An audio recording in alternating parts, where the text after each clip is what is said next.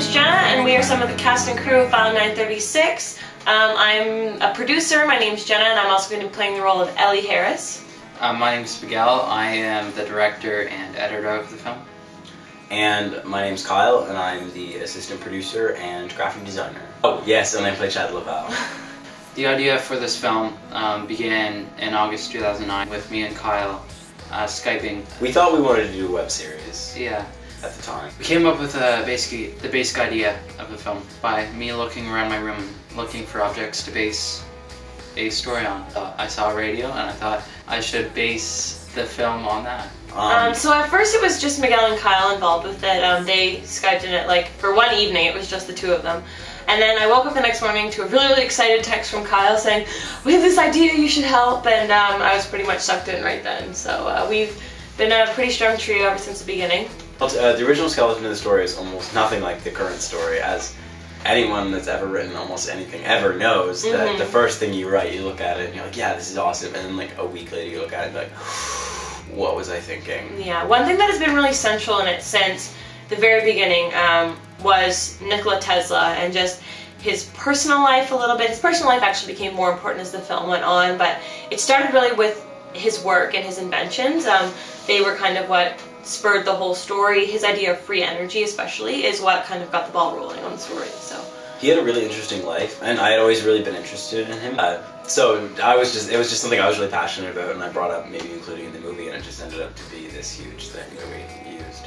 So the initial scene, which was for the web series, which was what this film started out as, was a video of the cast skateboarding. Yeah, it was going to be done like a skateboarding video gone wrong, where we see all these weird things happening, like fisheye lens and all. Well, actually, when we showed up to film that, we had everything. We had the camera, we actually brought along a guy who knew how to skateboard, we knew what we wanted to say, we knew how we wanted the episode to go, and even how we wanted the editing to be done and everything.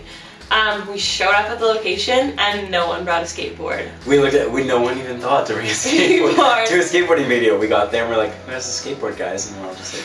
Thankfully, that happened because... that led to just a huge brainstorming session. Yeah, after that I think it kind of took that idea failing to see all the flaws in it, which the entire thing was pretty much a giant flaw. So we reworked it and we came up with a story that's quite a bit better. I think we'll all agree that our idea now is infinitely better than skateboarding video. Oh yeah. Oh, it sounds like it was just a skateboarding video. We're just recording each other skateboarding, but it had a plot. Yeah. Once we moved past that, though, it wasn't all smooth sailing to get to where we are today. It took a lot of brainstorming. It took a lot of just aimless driving around the city and just talking, just bouncing ideas off each other and just kind of questioning each other's ideas. Like, oh, I have this idea. Oh, will that work? And filling plot holes and things like that. We made a lot of trips to McDonald's. Problem we had was writer's block because realism was keeping us from bringing out our true ideas. We really challenged our own ideas at first. Like, we were really I guess we just didn't have a lot of confidence. We were sort of restricting ourselves, and then we realized that this is our movie and we can really do anything with it. We really just kind of created our own history of North America. And once we kind of had that epiphany, the story just kind of exploded from that point, and there are a lot of layers to it now. It's really intricate and really cohesive. I'm really happy actually with how the script has come along, thanks to Miguel. Yeah, aside from the plot, writer. Kyle and I really haven't had that much play in the script itself. Miguel, hold it up here.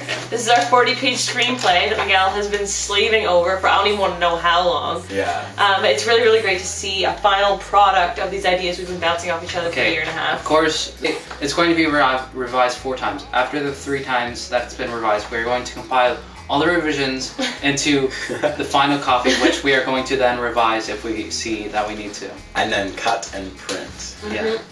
So yeah, originally one of the main inspirations for the series, I guess when it was a series, was the idea of two-way radios and walkie-talkies. And originally the film was called Channel 936, but as the story kind of blossomed and as it took on just so many more facets than it originally had, we ended up changing the name to File 936. We're not going to give away too much about it just yet, but I think as the story becomes more obvious and as the film is produced more and as actually, when the film is released, you'll see why File 936 is a much more appropriate name for this film than Channel 936. But radios do still play an important role, just not as central as it was before. A few people have been wondering what the reason for the episodes are, and the reason is that we wanted to introduce the setting of the film and the characters to the audience, you guys. And to do this, we decided to make little videos, or episodes as we're calling them, which were shaped around one character, and it showed events which took place in the city, and it showed you guys what the city is all about with people. Yeah, the city that the story takes place in is called Edison Valley. It's basically the city that we live in now, but flipped upside down, completely turned on its head, because our city is kind of boring. I would be very concerned if any North American city ran like this. I would be very concerned if any city ran like this, because, really. frankly, it's a bit twisted, but you'll have to stay tuned and see why. Yeah. So thank you guys so much for watching this vlog. Thank you so much for taking an interest in the project. It really means a lot to us, because this has become like the most consuming thing, I think, for all of our lives. It's just been consistently sucking up all of our time for a year and a half, and which we're not even done yet. We still have the biggest obstacle to come to overcome so far, and that's the actual movie. The actual movie part. So anyway, thank you so much for watching. Thanks so much for the support. If you want any updates at all, we update our Twitter account every day. So that's at File 936. We have Facebook, File 936, Daily Booth, File 936, YouTube, File 936. We're pretty easy to find. You just Google File 936. We actually have a real website too. File936.com. So you can find us there. If you have any other questions, you can drop us a key at contact@file936.com. Edison Valley is kind of like the coolest place ever, but it's also kind of like the most terrifying to live in. Except for North Korea. Yeah, except Good night, everybody! Is it still on?